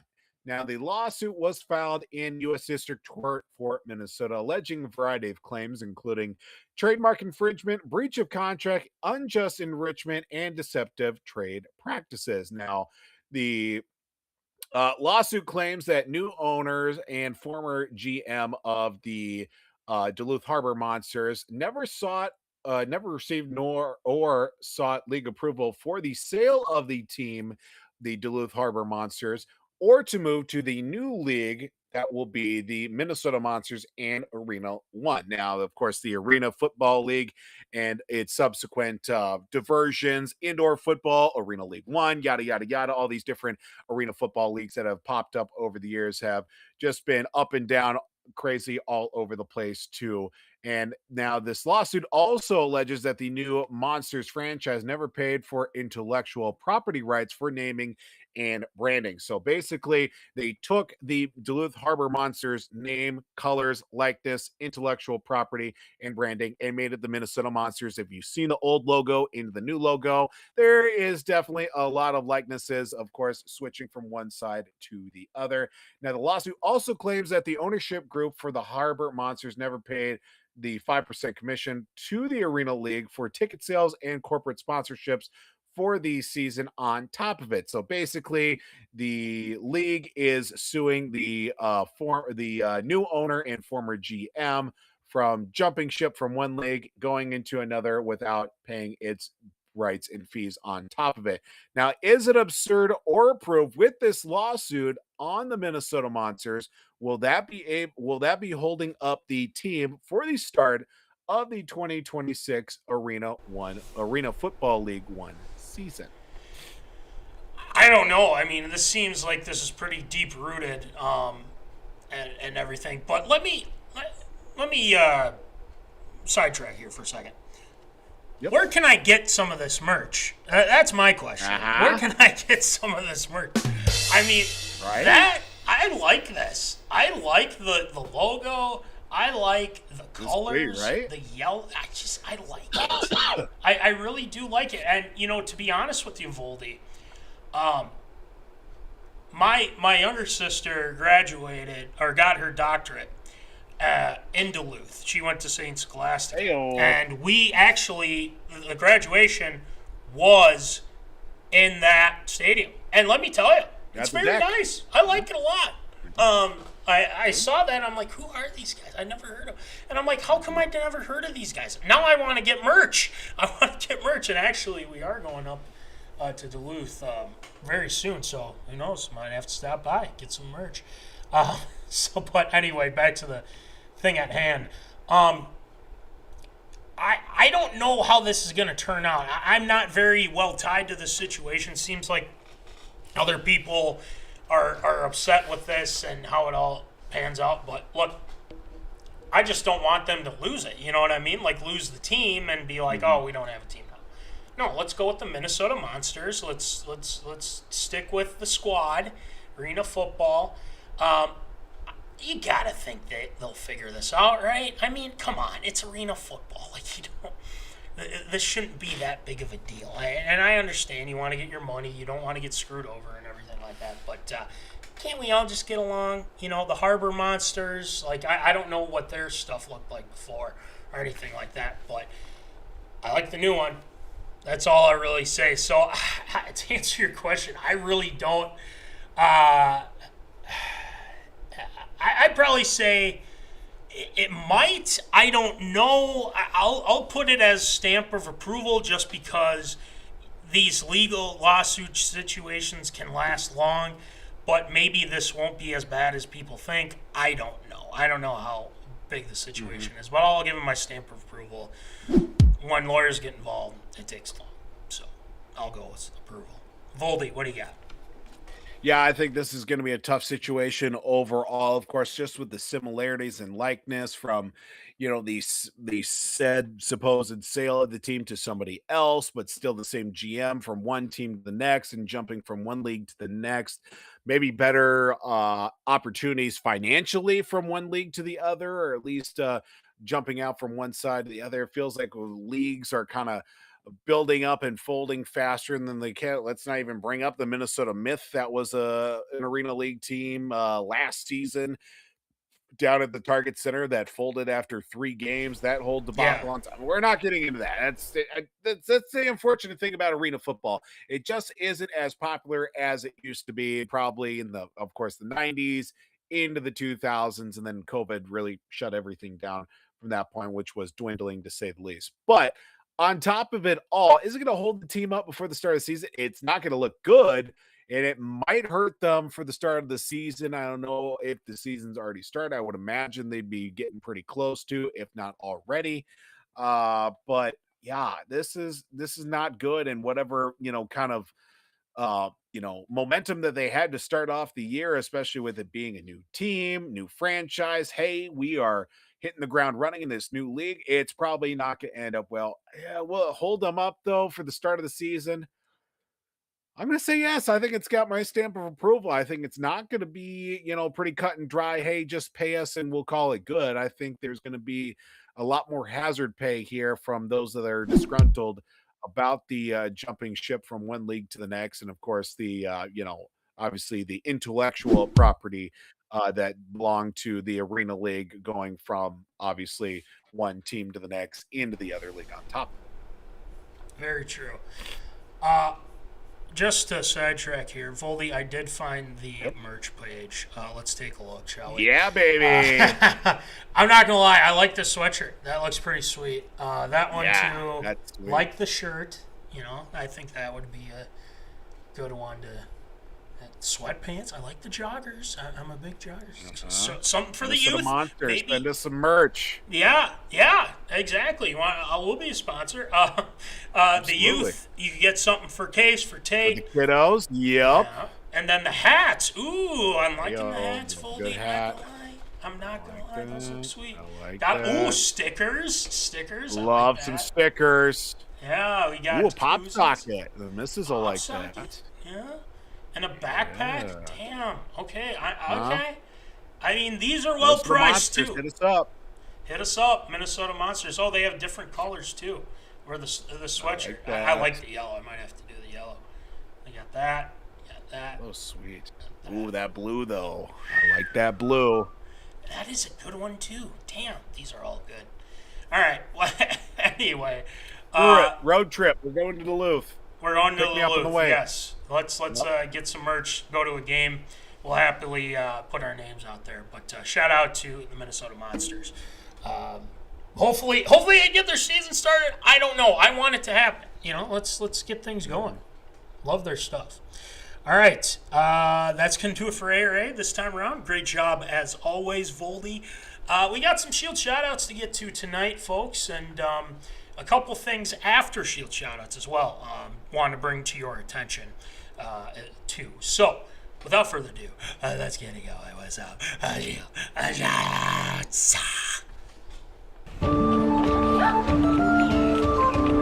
Shield shoutouts.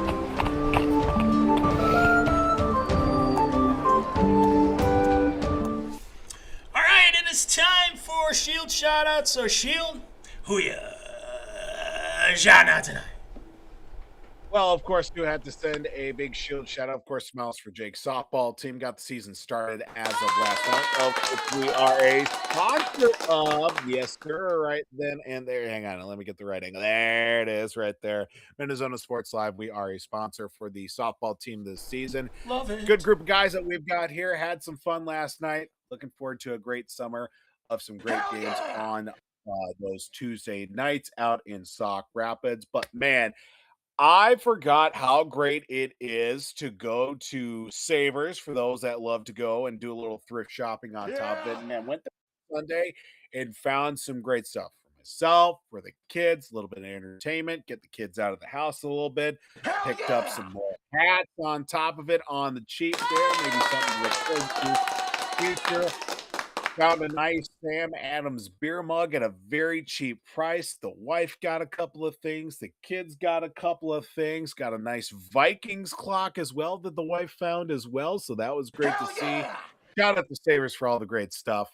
That is going to do it for sure. Awesome. As Chris Farley said, yes, that is pretty awesome, to say the least. Shout out Savers. Shout out Smiles for Jake. As well. So yeah, that's a great job with Shield shoutouts. As always, Voldy. A couple of things.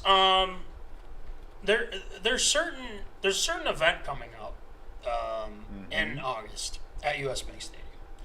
And it's going to be pretty cool, I'm not going to lie. And that is SummerSlam from WWE. Yes, sir. In case you've been following the socials medias, or you haven't, or if you haven't seen our socials medias as of late, Tiffytime is back in Minnesota. Let's go. Claps out. The current United States Women's Champion, Tiffany Stratton. Yes, Tiffytime was here in Minnesota. There are we did put our names in for a giveaway.